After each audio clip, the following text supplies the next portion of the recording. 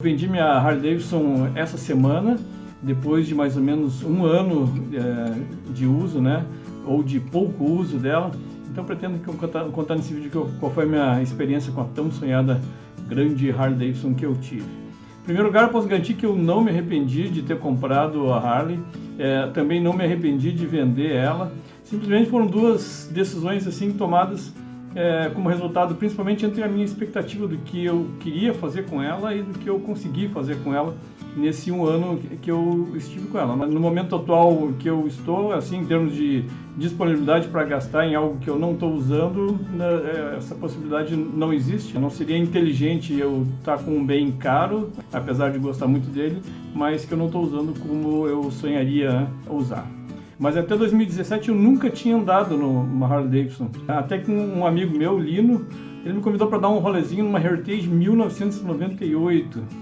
Nós demos um rolezinho aí com a Heritage e também com uma Electra Glide, comemorativa dos 95 anos da Harley, então eram motos raras, né? E especialmente a Heritage, que tinha um visual cromado assim muito bonito, com muitos acessórios, né? É uma moto antiga, com o motor Evolution, um dos melhores motores que a Harley já produziu até hoje. Eu até gostei da experiência de andar na Electra Glide, aquele morcegão na frente, uma moto grande. Eu achei um pouco exagerada demais assim, mas o meu coração disparou de vez assim quando eu sentei na Heritage e comecei a pilotar. Uma moto linda, maravilhosa, cheia de cromados, né? Aquela cabeça de touro na frente, a posição de pilotar, o som da moto andando. Foi uma sensação assim inesquecível, vou levar para sempre essa boa lembrança que meu amigo Lino me proporcionou. O sonho de ter uma Harley surgiu, como sempre, da leitura sobre motos, daquela vontade de experimentar tudo que o fantástico marketing americano é capaz de enfiar na nossa mente, né? Mas eles merecem um voto de confiança, pelo menos para mim, né? Porque eu acho, na minha opinião, eles não fazem de jeito nenhum uma propaganda enganosa, principalmente quando falam da Harley, né? Acho que a propaganda faz jus ao que eles entregam com, na verdade, a experiência Harley, né? Um velocímetro aqui em km por hora, mas a experiência chegando a 220 de pilotagem numa Harley Davidson. Então, quais foram as razões racionais para eu comprar, né? Na verdade, razões racionais para disfarçar um desejo que é sempre irracional de se ter uma moto, né? E principalmente de se ter uma grande Harley Davidson. Há muito tempo que eu queria uma moto que me possibilitasse viajar novamente, confortavelmente com a Pit, né? E desde que eu desisti das Big Trails, eu tive uma Tiger 800, tive uma V-Strom 650 muito boas, mas tive que desistir por questões de segurança aqui em São Paulo. Roubam muito essas motos e são roubos às vezes violentos aí que podem até custar a vida. Para mim, achei que não valeria a pena mais arriscar, apesar de serem motos excelentes para viagem. E aí, uma moto como a Heritage entrou no radar, né, como uma solução quase perfeita assim, para a gente voltar a pensar, né, em fazer grandes viagens, uma moto que permitisse a gente carregar a nossa bagagem, né, e também viajar com a segurança que uma grande moto pode te oferecer. Mas, enfim, surgiu a Harley Davidson que eu comprei, a Harley Davidson Heritage 2011, que foi oferecida por um amigo meu do canal Avelar Cycles. Ele tinha essa Heritage 2011 belíssima, super bem cuidada, quilometragem baixa, né? Ela já vinha com a modernidade dos freios ABS, foi a primeira Heritage com freios ABS, então para mim isso aí dá uma segurança extra, já que eu ia viajar com garupa, com a minha esposa, né? Considerei então que ela tinha ainda essa vantagem de vir com freios ABS. Seria uma solução perfeita então para a gente voltar a viajar, além do sonho de rodar com uma Harley Davidson, né? As características dela de robustez, capacidade de levar bagagem, conforto, a suspensão que é boa, né? O conjunto de suspensão banco dá um conforto muito bom para ela. Então ela seria a solução perfeita aí que nos traria de volta o que a gente precisava para voltar a viajar como a gente sempre gostou de viajar, como a gente fez muitas vezes com a V-Strom. Esse era o objetivo, mas no fim tive que tomar a decisão de vender. Nem tudo se encaixou ou se encaixa, né? Como acontece no momento certo nas nossas vidas, né? Nesse ano que eu passei com a moto, eu simplesmente não consegui fazer nenhuma viagem em função da agenda da Pit, da minha agenda também, né? Foi um ano bem maluco, assim, cheio de compromissos esperados, né? Alguns inesperados, muitas preocupações, mudança de rumo e muita coisa aconteceu que não nos deu a chance de fazer as viagens que a gente gostaria de fazer. Então, não permitiu que a gente rodasse com HD mais do que alguns passeiozinhos curtos de final de semana. Ficava apenas aquele compromisso de dar uma voltinha para carregar a bateria, então a gente saía rápido de manhã, ia até um posto de gasolina, pegava um pouco de estrada, voltava. Mas passeios muito curtos, nenhuma viagem que a gente passasse o dia inteiro, ou a noite, ou um fim de semana em algum outro lugar. E a moto não é uma moto barata de se manter, né? Não é uma moto barata de se comprar, de se ter e de se manter. Apesar de que eu não tive tantas despesas assim, fora do comum com a moto, eu apenas tive algumas despesas de manutenção, tive que revisar os freios, trocar pastilhas, né? Troquei o pneu da frente, que já estava bem antigo, apesar de estar em bom estado, mas ele estava muito antigo, muito ressecado, né? Por segurança, resolvi trocar também, pensando nas viagens que faria, e acabei não fazendo. Troquei o escapamento esportivo, que era bem barulhento, o som é muito bacana para quem gosta, né, de um escapamento esportivo, mas simplesmente não daria para viajar, a Pit não aguentaria viajar com aquele barulho na orelha, nem muito menos eu, né? Então troquei, gastei um pouco de dinheiro com ela. Na verdade foram investimentos aí pensando nas viagens que a gente faria, que a gente não conseguiu fazer. Fora disso, a troca de óleo, lubrificação, fiz uma manutenção normal, nada demais, coisa que a gente faz com qualquer moto que a gente queira manter segura e boa por um bom tempo, né? Eu agora estou entrando numa fase mais minimalista, né? Rumo aí a minha aposentadoria. Não posso aí me dar mais ao luxo de ter coisas que não são muito bem usadas, né? Então foi mesmo a hora de me despedir desse sonho que foi muito bom, poderia ter sido muito melhor vivido, né, se a gente tivesse feito as viagens que a gente planejou. Mas quem sabe no futuro aí o coração continua sendo harleiro, né? Se chegar num ponto da minha vida que o coração possa acompanhar o bolso, né? A gente, quem sabe, volte a ter uma Harley aí, porque eu não me arrependo nem um pouco de ter comprado. Sinto uma certa dor no coração de ter vendido, gostaria de ter ficado com ela, mas tomara que numa outra fase da minha vida eu tenha disponibilidade tanto de dinheiro quanto de tempo para realmente fazer o que se deve fazer com uma bela moto como essa aí. Para muitos amigos que tentaram me desestimular, né, a comprar uma Harley, falando das coisas ruins de uma Harley, eu continuo dizendo para eles que eles estavam 100% errados, apesar de estarem bem intencionados. Quando a gente ouve um conselho de amigo, a gente sabe que é um conselho bem intencionado, e eu teria feito tudo da mesma forma que fiz, ter as experiências que eu tive com a Harley. Gostaria de ter continuado com ela, mas por enquanto não deu. Eu recomendo muito para quem puder comprar uma dessas motos, né, e usar como elas merecem ser usadas, que vá em frente, sinta o prazer, né, que essas grandes motos aí, proporcionam. O sonho que uma Harley vende na sua propaganda vai ser vivido por cada um de uma maneira diferente, mas para mim, eu continuo recomendando, porque tudo que, pelo menos eu sonhei, que eu esperava dela, eu recebi. Se você for avaliar uma Harley como uma moto em si, né, como hardware, né, sobre o que ela tem de equipamento, no caso eu vou avaliar uma Harley-Davidson Heritage 2011, com a tecnologia daquela época. As coisas que me incomodaram um pouco foi o calor mesmo, aquele motor grudado nas pernas, no seu traseiro ali, esquenta muito, esquenta demais mesmo, quando você usa numa situação em que ela não é para ser usada, como por exemplo para andar na cidade, né?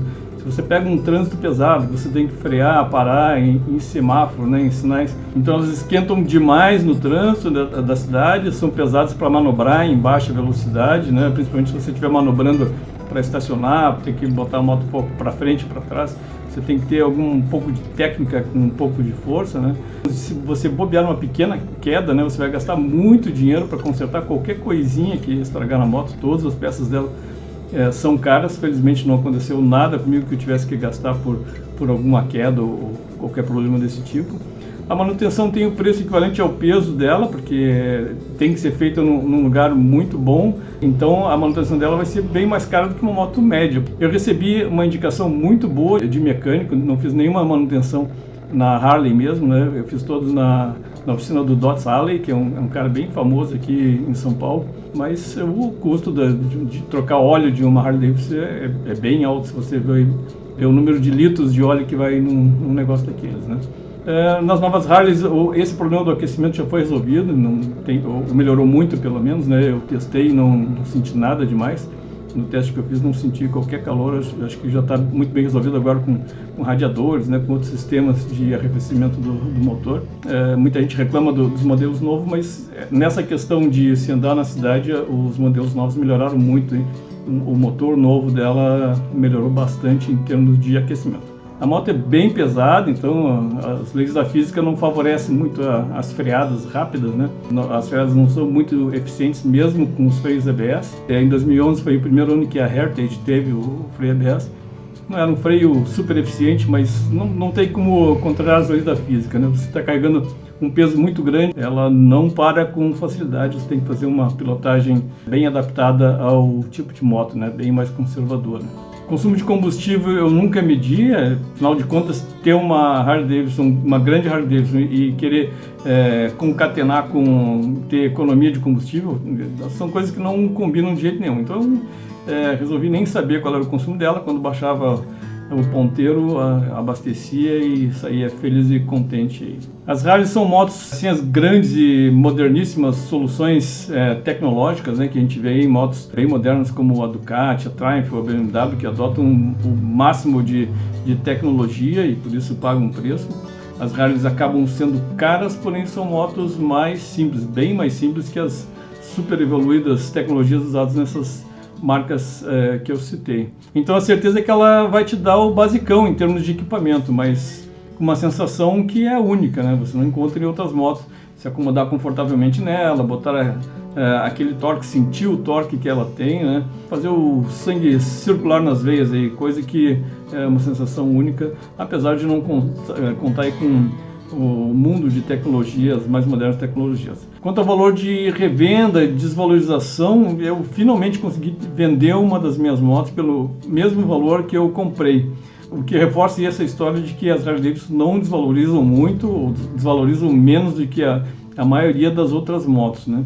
A única diferença na negociação que eu fiz foi que quando eu comprei direto do Avelar, lá de Campo Grande, e quando eu vendi através de uma loja, então eu tive que pagar uma comissão. O preço de venda final da moto foi o mesmo que eu paguei para comprar a moto, porém tive que pagar uma comissão aí, então perdi um pouco de dinheiro da comissão, mas é o preço da comodidade. Eu realmente não tenho estrutura aqui para ficar atendendo pessoas, para olhar moto, testar moto, ainda mais nesse tempo de pandemia, né? O que eu gastei em manutenção, ganhei muito mais do que isso em prazer de pilotar, é uma coisa que você vai ter que fazer com qualquer moto que você tenha. Então, realmente foi o melhor negócio que eu fiz na compra e na venda de uma moto, casualmente uma moto cara. Bom, tem o paradigma dos jaquetinhas. Sempre que você compra uma Harley, né, muita gente olha para você assim, vai se tornar um jaquetinha agora, vai comprar jaqueta de couro e tudo mais, né? Eu basicamente até quis comprar uma jaquetinha Harley mesmo, né? Só que eu achei o custo-benefício um absurdo de ruim. É muito caro qualquer coisa, né, que você compre da Harley, inclusive as roupas, né? Faz parte do negócio deles, quem compra, quem é apaixonado, acha que vale o investimento. Mas eu sou um cara meio pão duro, né? Então eu fiquei com a minha jaquetinha rifle mesmo lá, basicona. Eu gostaria de ter, mas muito cara para minha pondurice. Ainda em relação ao paradigma dos jaquetinhas, aí logo que eu comprei a moto, comecei a fazer vários vídeos, como eu sempre faço, né? Eu compro uma moto e começo a fazer vídeo. Um dos primeiros vídeos que eu fiz, eu recebi um comentário de alguém, né, dizendo que eu não ia ser muito bem aceito pela comunidade dos jaquetinhas da Harley, né? Porque a minha moto, sendo 2011, já era uma moto velha, né? Já estava meio fora aí do investimento grande que o pessoal faz trocando de Harley todo ano, fazendo parte dos hogs ou de alguns grupos aí que são mais orientados a mostrar o status e ostentação, né? Eu, sinceramente, nunca tive a intenção de participar do ROG, apesar do ROG ter muita gente bacana que eu conheço. Não é só formada por jaquetinha, por pessoas de nariz empinado e tudo mais. É um grupo de pessoas, dentro desse grupo você tem vários subgrupos, você vai encontrar aqueles que são movidos à ostentação, vão ter a melhor moto, com os melhores acessórios importados dos Estados Unidos, legalmente ou não, mas vão ostentar, vão querer mostrar que são melhores que outros. São aquelas pessoas que nunca estão contentes, porque sempre vai ter um com um pouco mais do que o mais bonzão, né?